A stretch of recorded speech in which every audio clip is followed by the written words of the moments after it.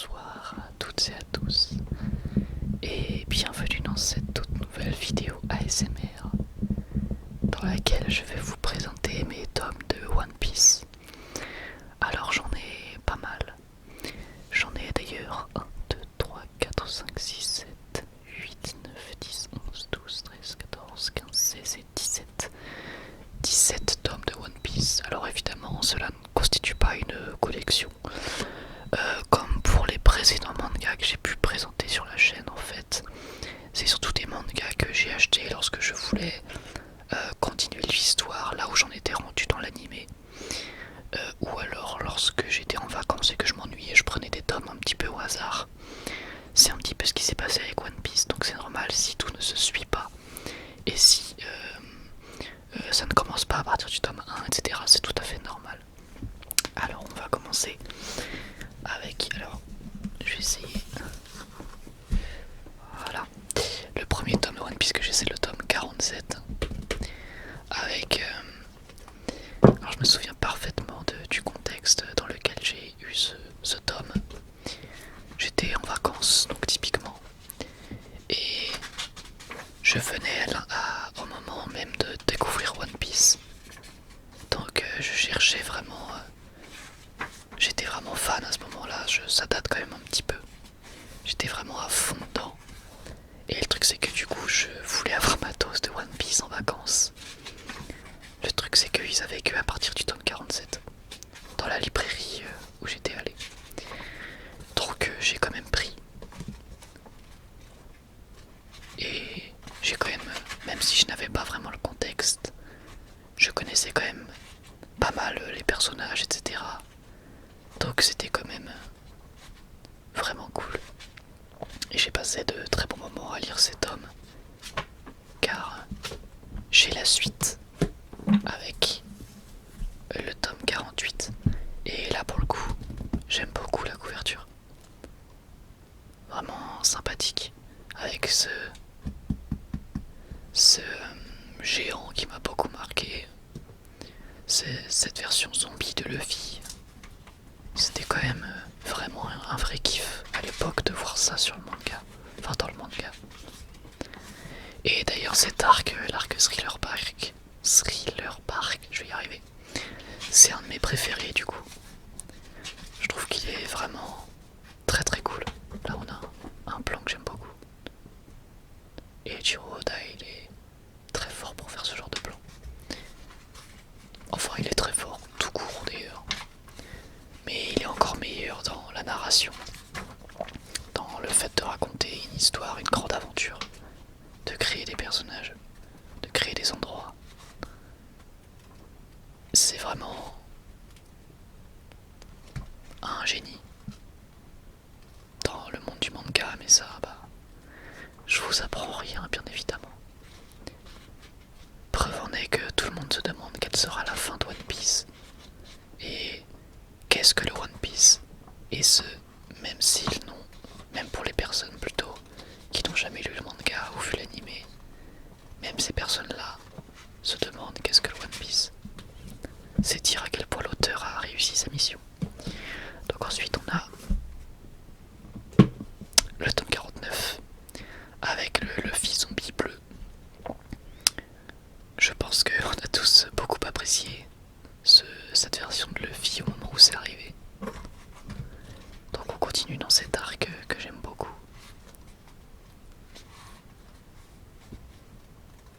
Hop là. Alors vous allez très peu entendre le bruit des pages malheureusement, car le micro est assez loin. Il est plus près de mon visage. Mais bon.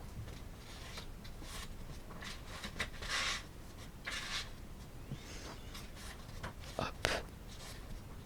Là on a aussi un plan assez gigantesque, on peut dire, avec le pied immense. Et là évidemment, ce plan superbe, assez iconique, avec la tête de Luffy ici, vraiment, ça rend super bien. Et là évidemment, la suite. Enfin voilà.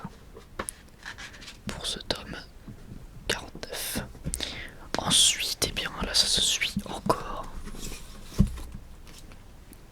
Avec donc le tome 50. Hop là. Toujours je pense acheter au même endroit de mémoire. Je crois bien. Là on a Luffy en Gear Second. J'adorais vraiment cette transformation de Luffy, enfin ces transformations d'ailleurs. Le Gear Second et Gear Third. Alors il y a eu le Gear Force récemment, mais on va dire que je me suis moins intéressé à One Piece lorsqu'il y a eu le Gear Force. Enfin avant même qu'il y ait ça, mais je veux dire au moment où le Gear Force est apparu. Même si j'ai vu beaucoup de visuels, je n'étais pas forcément à fond dans le manga. Mais Gear Second et Gear Third, ça m'a vraiment marqué, je trouvais ça tellement stylé déjà à l'époque. Ah oui, là on a vraiment une scène ultra culte, une de mes préférées de One Piece. Avec Zoro qui fait face à Akuma. C'est vraiment... Et puis il a un discours magnifique à ce moment-là. C'est une des scènes que je préfère de Zoro. Il est vraiment trop badass dans cette scène. De toute manière, c'est un des meilleurs persos du manga selon moi. Là, ici. Vraiment incroyable. J'adore. Je pense que vous avez tous déjà vu cette scène, à mon avis, ceux qui connaissent un tant soit peu One Piece. C'est quand même vraiment un manga énorme. Tant dans sa durée que dans sa qualité. Ensuite, on va passer au tome 51 et là, on va déjà commencer à changer d'arc. Hop, donc on voit que quelque chose que j'ai plutôt bien aimé aussi, même si c'est qu'un détail, c'est que Luffy va quand même changer de vêtements au cours de l'aventure. Ça va globalement être les mêmes, mais ça change au moins de couleur. Et j'ai toujours trouvé que c'était un petit peu plus cohérent que dans certains autres mangas. Surtout que c'est un effort qui est quand même assez moindre. Ça ne demande pas grand chose au dessinateur, je suppose. Quoique quand elle est bleu marine, ça demande de tout colorer, mais vous m'avez compris, c'est pas non plus un changement drastique de chara-design. Donc sur le principe, je trouve ça bien quand les mangaka font ça. Hop là. Donc là, ouais, on change complètement d'arc, on quitte Thriller Bark. Hop, et on rencontre plein de nouveaux personnages qui auront plus ou moins d'importance par la suite, mais pour la plupart, ils auront leur importance quand même. Surtout Law. Je crois pas qu'on avait vu Trafalgar Law dans un ancien arc, je crois que c'est vraiment la première fois qu'il apparaît. Peut-être que je me trompe, mais je ne crois pas. Ensuite, on a donc le tome 52 avec Rayleigh juste devant. Rayleigh, je sais pas vraiment comment prononcer. Donc, ah oui, bah, on a évidemment la scène du coup de poing, donc qui devait terminer l'autre tome. Attendez, la fameuse scène du coup de poing. Absolument épique. Bah voilà, j'ai failli ne pas vous montrer ça. Ce double plan absolument épique. Qui était, je pense, encore plus épique dans l'animé que dans le manga. L'animation était vraiment très puissante, on va dire. Je trouve ça cool qu'il ait terminé le tome 51 sur un double plan comme ça.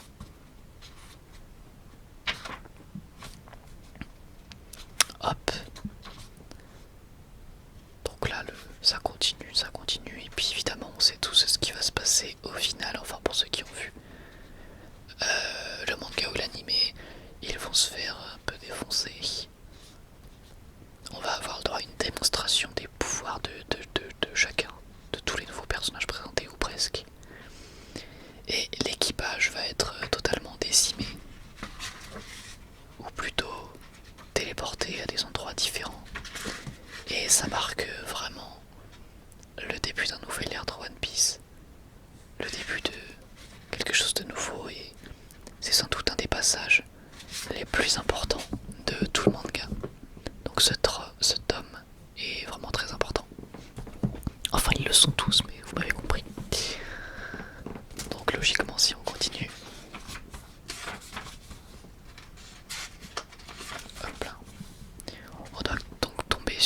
la suite de cette scène choquante, cette scène troublante. Je pense qu'à ce moment-là, comme on avait tous l'habitude de voir les Mugiwara s'en sortir, ça faisait vraiment très bizarre de voir que c'était plus qu'une simple défaite. Ils étaient aussi tous séparés. Moi je me disais, bon, dans quelques pages on va trouver un moyen de voir où est-ce qu'ils sont tous. Et au final, pas du tout. Ça va vraiment marquer un tournant et faire en sorte qu'ils se rencontrent que 2 ans après.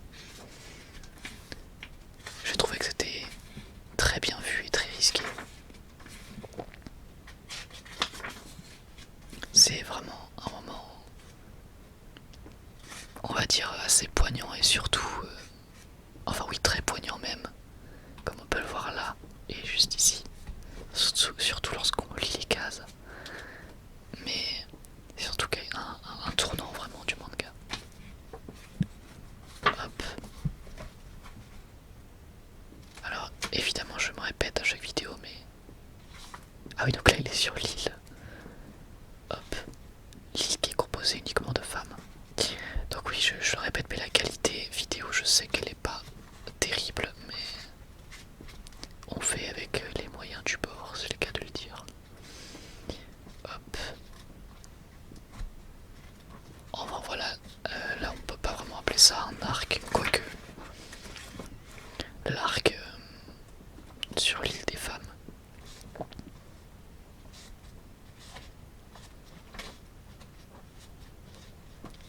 Alors évidemment dans les mangas One Piece on a toujours ces sections questions-réponses, c'est quelque chose qui est énormément présent. Hop, on va ensuite passer... Alors là j'en ai encore pas mal.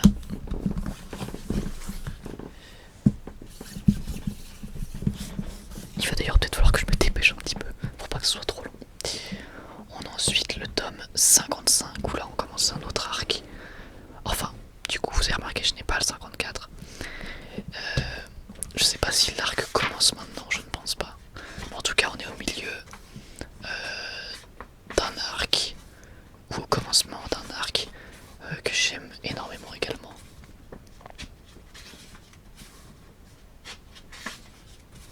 Vraiment avec Magellan qui est un personnage je trouve très charismatique. Cette immense prison. C'est vrai que voilà, ça je me souviens parfaitement de ce plan. Tellement culte, tellement imposant. C'est pour ça que je trouve que le personnage est très charismatique. Et tellement de personnages vont aussi se développer là-dedans. En fait, je trouve que c'est un des arcs les plus galères entre guillemets, puisque Luffy n'a plus son équipage. Et on sent que c'est vraiment compliqué, c'est vraiment des situations très difficiles.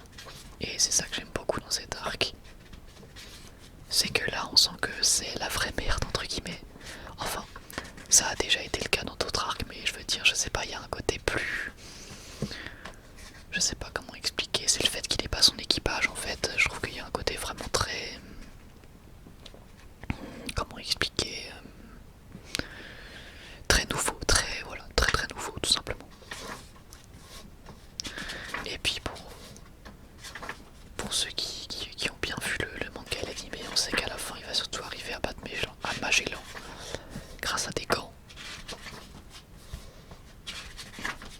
de boxe. Enfin voilà, un arc que j'apprécie énormément. Beaucoup de personnages vont avoir leur rôle à jouer et leur moment de gloire.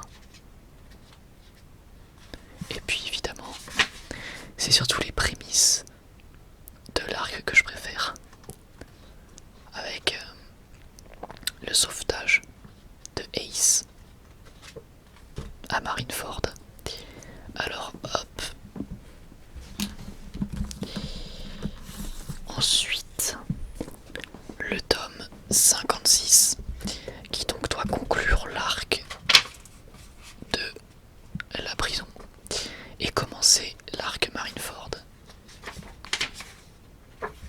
Ça m'a l'air d'être le cas. Et effectivement. Hop. Là on voit Magellan en mode poison entre guillemets. Il a vraiment un fruit du démon assez horrible Magellan. Le fait de pouvoir tout empoisonner, ça doit être hyper chiant à affronter. Là on a encore un gros plan. Gigastamp. Je me demande comment est-ce que l'auteur a eu l'idée de faire le Gearsword. Mais c'est quand même assez ingénieux de souffler dans son ongle pour faire rentrer de l'air et gonfler donc le corps en caoutchouc. Alors, hop. Le tome 57 avec une des couvertures que je préfère de tout le manga. Barbe blanche en très grand et puis le Phi au milieu. Et puis bah là on est sur un tome extrêmement culte. Le début de l'arc Marineford là. C'est vraiment très iconique, très important. Et c'est un arc, c'est pour moi qui démontre toute la classe et la grandeur d'Eiichiro Oda. J'ai vraiment l'impression que c'est dans cet arc qu'il a montré, enfin il l'avait déjà montré bien avant, mais dans cet arc il démontre encore plus toute sa classe, je trouve. Vraiment c'est assez impressionnant de voir que le manga commence avec simplement Luffy qui veut créer son équipage et partir à l'aventure. Et puis on en arrive là au final. C'est assez impressionnant. Superbe plan. Entre le passé ou le présent et puis le futur avec Luffy. Franchement, c'est un arc vraiment incroyable. Hop là. Ensuite on va faire un grand bond en avant, malheureusement. Avec une couverture superbe. Le tome 62. Donc arc sur l'île des hommes poissons, si je ne m'abuse. Hop. Donc évidemment je n'ai pas du coup le tome où il y a on va dire les débuts de l'après 2 ans, on va dire des retrouvailles, voilà. Et hop, on peut voir que Luffy a l'Elephant Token, puisqu'il a appris à maîtriser le haki. Hop. Voilà, en tout cas ça c'est vraiment pas mon arc préféré, très clairement. C'était l'arc pour reprendre juste après, même si ça pose quelques petits mystères sympas. Mais c'est vraiment pas mon arc préféré. En fait, après les 2 ans, c'est vraiment des arcs que j'aime moins, même si je les trouve cool quand même. Hop, donc là on a la suite avec le tome 63. C'est des arcs que je trouve cool parce que ça reste quand même One Piece, donc c'est toujours bien fait. Mais ça m'a moins passionné que avant les 2 ans. Hop. Du coup je passe un petit peu plus vite car j'ai moins de choses à dire, je pense. Voilà. Ensuite, le tome 64, juste ici. Avec donc je suppose la fin de l'arc des hommes poissons. Alors les pages on les rassé à partir du 62. Les pages m'ont l'air assez dures à tourner. Hop. Je sais pas pourquoi. Elles ont l'air assez raides. Ah, ce plan est très connu et je l'aime beaucoup. Luffy quand il s'y met, ça rigole pas.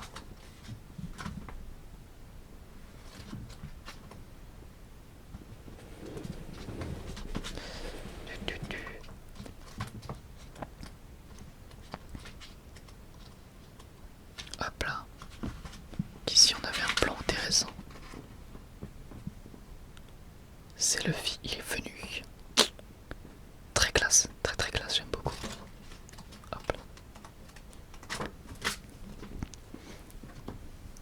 Par contre je trouve que Zoro est plus classe, on va dire, après l'ellipse.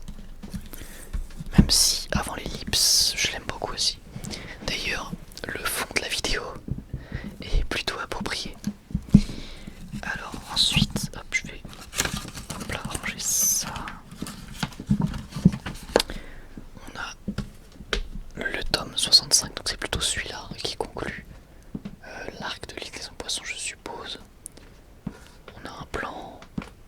sympathique, même si ça spoil un petit peu les lecteurs. Parce que je ne crois pas que Luffy avait utilisé ça avant. Ah non, d'accord. Si, attendez, je sais pas. Je ne sais pas si Luffy l'avait déjà utilisé, mais je ne crois pas.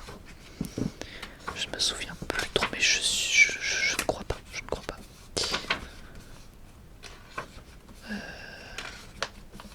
J'ai toujours trouvé ça d'ailleurs très étonnant qu'il puisse faire ça.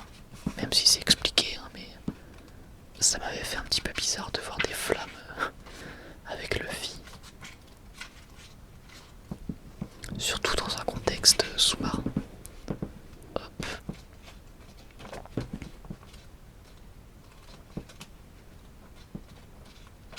Hop là. Bon bah là, pareil, plan assez imposant. Voilà. Ensuite il reste 3 tomes. Alors là aussi on fait un bond en avant d'un tome puisque hop, le tome 67 sur donc l'arc comment il s'appelle déjà, on me l'avait dit en plus dans les commentaires, j'oublie toujours le nom de cet arc, mais vous savez c'est l'île de feu et de glace là. Oh c'est pas vrai, on va encore me reprendre dans les commentaires. Pop, pop, pop. Je l'ai sur le bout de la langue, c'est frustrant.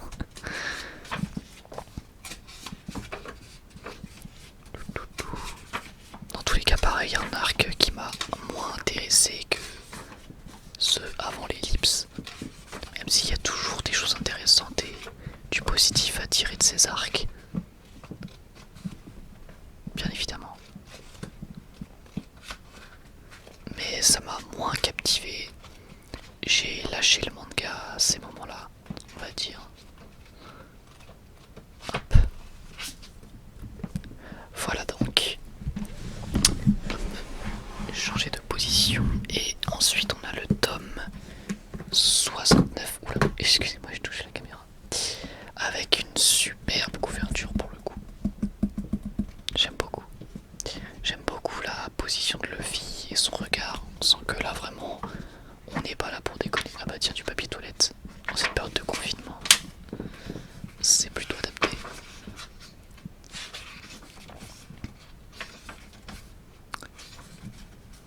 Hop là. Tac. Donc là pareil, hein, c'est la suite. J'ai pas grand chose à dire sur cet arc. Encore une fois, c'est pas quelque chose qui m'a spécialement marqué, contrairement à tous les arcs avant l'ellipse, même si encore une fois je me répète, ça reste du très bon contenu, hein, évidemment. C'est juste que ça me parle moins vu que ça me rappelle moins de souvenirs. Mais je sais qu'il y avait des thématiques vraiment très intéressantes quand même dans cet arc là.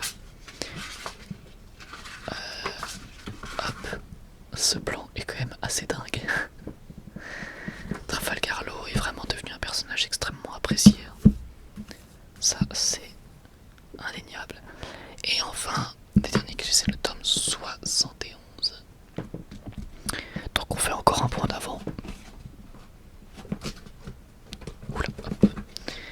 Et là c'est pareil, je n'ai pas spécialement de grands souvenirs de cet arc. Forcément c'est assez récent mine de rien, contrairement au reste. Tout ce que je pourrais vous dire c'est que je sais qu'effectivement c'est plutôt bien travaillé. Et je sais que pas mal de lecteurs ont décroché à partir de cet arc là, enfin certains de mes amis en tout cas. Mais c'est dans cet arc là justement qu'il va, comment dire, débloquer entre guillemets le Gear Force et qu'il va affronter Doflamingo. Même si je crois que ça prend quand même pas mal de temps. Et c'est ça je pense qui a perdu certains lecteurs. Même si je trouve que on passe quand même assez vite d'un arc à un autre. Mais certains arcs peuvent être assez longs. Et d'ailleurs on a une petite pub pour le jeu One Piece Unlimited World Air qui de mémoire n'a pas si bien fonctionné fonctionner que ça. Et bien écoutez, on en a terminé avec cette petite vidéo. Donc pour vous faire un petit top des couvertures comme d'habitude, on a le tome 69 qui est dans mes tops. On a également, oh pardon, je vais essayer de le retrouver, le tome 62 qui a une superbe couverture. Et évidemment le tome 57 qui a une couverture encore plus belle. Alors est-ce qu'il y en a d'autres qui m'ont spécialement marqué? Je ne crois pas, souvent je fais des top 3 donc ouais, il y en a d'autres qui sont bien, mais on va dire que je vais garder le top 3. Hop. Donc voilà le top 3 des couvertures. Dans tous les cas, j'espère vraiment que cette vidéo vous aura plu. Moi comme d'habitude c'était vraiment un plaisir de vous la tourner. Comme d'habitude j'adore vous parler des choses que j'aime bien, et One Piece j'aime bien ça. C'est pas pour rien que j'ai des mangas chez moi, et puis en plus ça me donne toujours envie de vous présenter d'autres mangas, d'autres séries. La prochaine fois je vais peut-être vous présenter mes mangas High Shield 21 ou les Inazuma Eleven, je ne sais pas. Enfin voilà, j'espère vraiment que cette vidéo vous aura plu. Comme d'habitude je vous remercie vraiment énormément pour votre soutien, c'est quelque chose qui me fait extrêmement plaisir. En plus vous êtes de plus en plus nombreux sur la chaîne, et sachez vraiment que c'est quelque chose qui compte beaucoup pour moi de voir que vous êtes là, que vous me soutenez. Vraiment, pour vous c'est peut-être anodin, mais pour moi ça me fait vraiment très plaisir. Donc merci encore une fois à tous pour votre soutien.